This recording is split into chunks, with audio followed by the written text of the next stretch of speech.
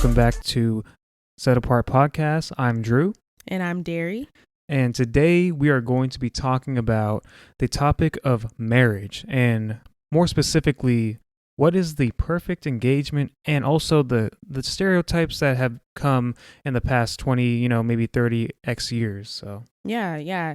I think it's a unique topic to talk about. I think Andrew's trying to, slide in something.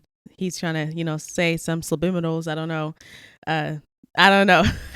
Stop looking at me like that. No. He's trying to sub me. But no, I'm just kidding.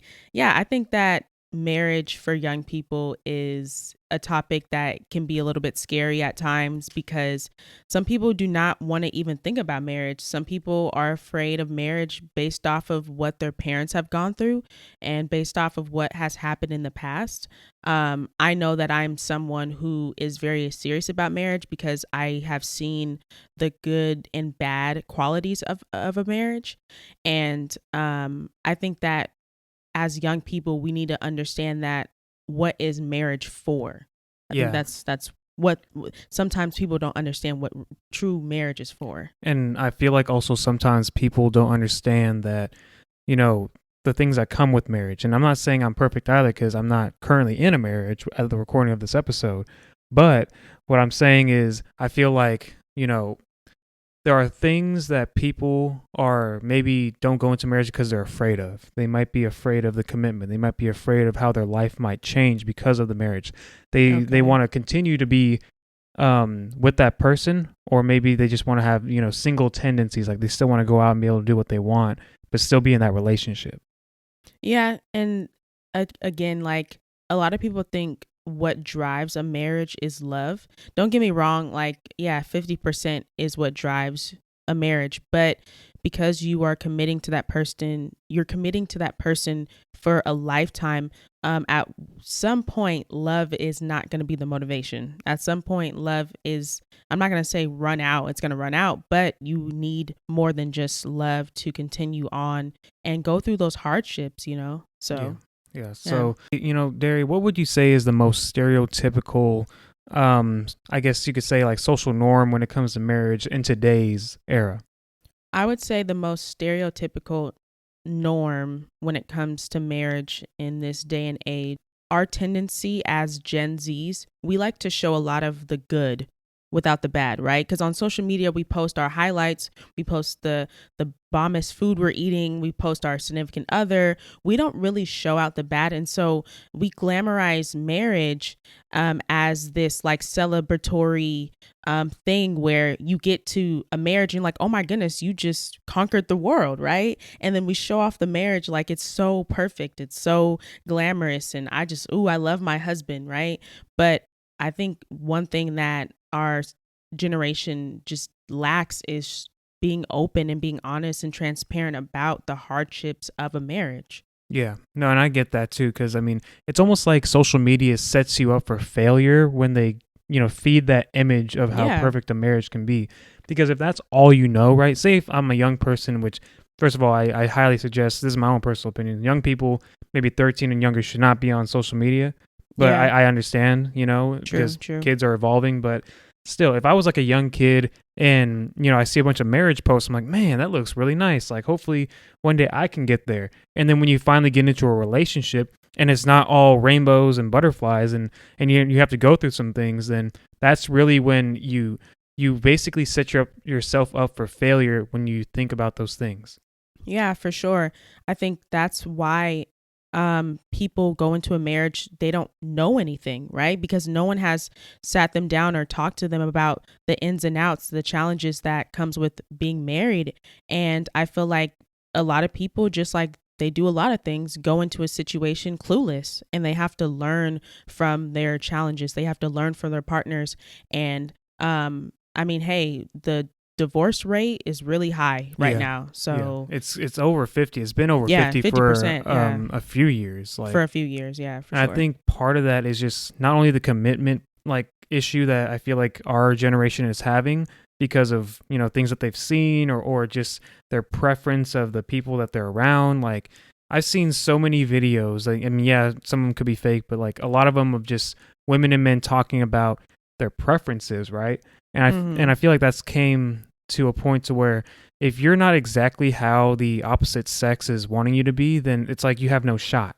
You know what I mean? Yeah. Or if you're not submissive in the way that they want you to be and allow them to do what they want, it's like you have no shot in marriage. Yeah, it's a very robotic society. Like, people expect perfection, but then they don't expect perfection within themselves, right? Like, they expect perfection, but then they lack the commitment to the process. And so I think that something that just drives me crazy is when our generation just wants the attitude, wants the action of a marriage, but then you're not even in a fully committed relationship. You act as if you're married to your boyfriend or girlfriend, but then there's no full commitment there.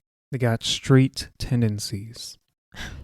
Won't you okay, don't just blurt something out and then explain. Go ahead, explain. I'm just saying, what's like, the street tendencies? I mean, from a guy's perspective, Okay. right? This is coming from a guy's perspective. Like, I can say, I can't speak for all men, but from my point of view as a man, right?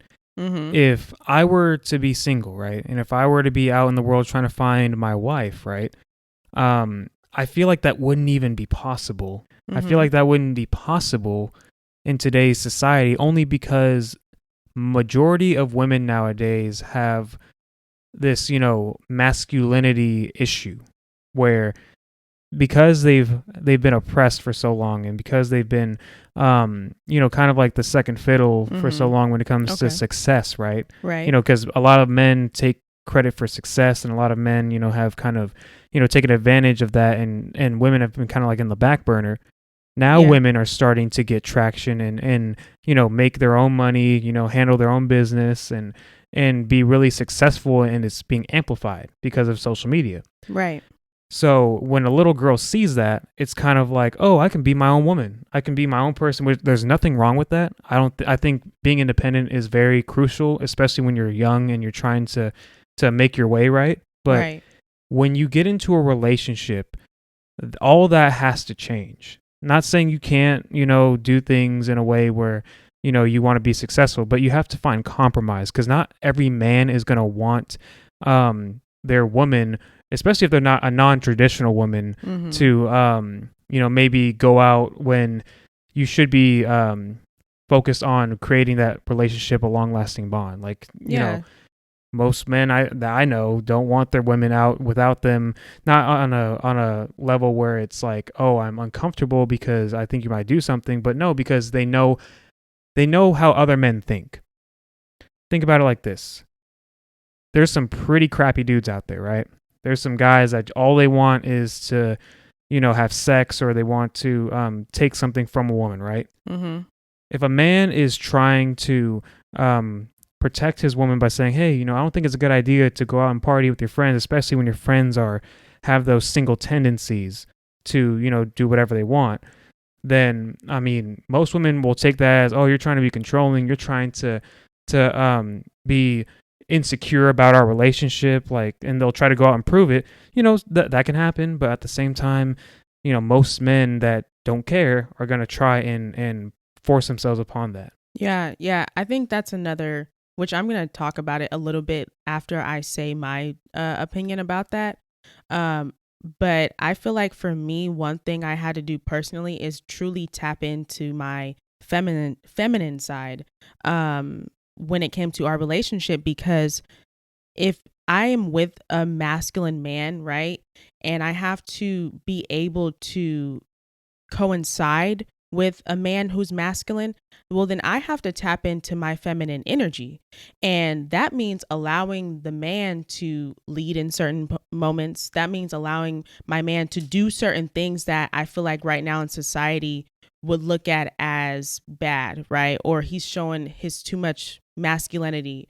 But I feel like it takes that woman. And when real women know, it takes your feminine energy to really bring out a masculine man. Yeah, and that kind of coincides with what we've talked about before on the show, which is gender roles. Gender roles play a huge part when it comes to relationship nowadays, especially in marriage. You got to have those roles. Like, yes, you don't always have to go by them, especially if like certain cases where, Like if I'm supposed to, or if you're supposed to fold the laundry, but you're not home yet, you maybe had a late day at work or something, and I just am sitting around at home, I'm going to take that responsibility so that we both can succeed. Right. Very small example there, but that's what I'm Yeah, doing. that's that leadership role. So it's like, for me personally, it's something that women have to understand, that, when you are with a masculine man, it's not always bad. But you have to also tap into our feminine energy so that we know how to operate. And it's not so much controlling, because it's also good to have transparency in a relationship, right? Because even in a marriage, there's some things that you guys aren't going to agree about, but at least you guys have that transparency to come together and try to compromise, right? So if I'm like, okay, I don't want you to fold the clothes, that's my job. Or you're like, well, you know what, Derry, I want you to cook and I'll clean. Those are the compromises that I look for, right? But in society, it's looked at as bad if I cook and you don't clean, right? But every relationship is different, because you may take out the garbage after, exactly. Right? So it's like, society lacks that transparency, and they live in the fantasy world of what's good and what's bad and what's right and what's wrong. Now this is kind of another thing that I feel like is a social norm stereotype, which is like, I feel like most women who don't want to get married, they always have an excuse. Like, and I'm going based off of like people I've seen on social media, and I know that's like a bad thing to look at, because you shouldn't be looking at stuff on social media like that. It's all fake.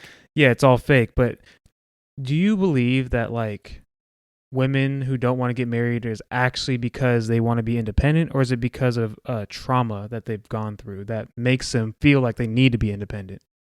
I mean, that's a very interesting question, and I love that question. I think that for me personally, I can't speak on all women, but I'm going to speak on myself, right?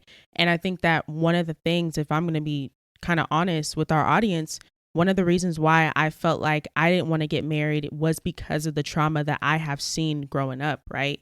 I'm not going to go into details, but I feel like for me, I was like, oh yeah, marriage is bad. Like, I've seen this happen, I've seen that happen. Why would I want to get into a marriage?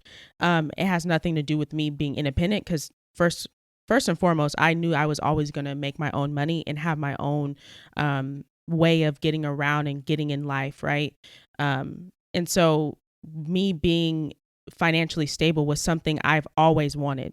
It doesn't make me more or less feminine, and it doesn't make me more or less want a man. It's just that I don't need one. Yeah. But it's a simple fact that I want a relationship, because I'm put on this earth to produce. I'm put on this earth to be able to be fruitful. And so God blessed a man with a woman, and I'm able to want a relationship. So I feel like it comes mostly with trauma. That's just my view on it. Yeah. I mean, yeah, no, that's a great outlook, and you explained it very well. Yeah, no, I just, it always makes me interested when there's people out there, and it could be man or a woman. I'm not trying to single out just women the whole episode. I'm saying like, sounds like it. It's like, no, I'm just kidding. No, because men have their own issues too. Men are. And I can be not a victim, but I can be a byproduct. A byproduct of this, because at one time I really did believe that it would be hard to find a wife, because I'm not sure if I could have trusted a woman with maybe a high body count, or maybe that's fair. Someone with baggage all the time, that's like fair.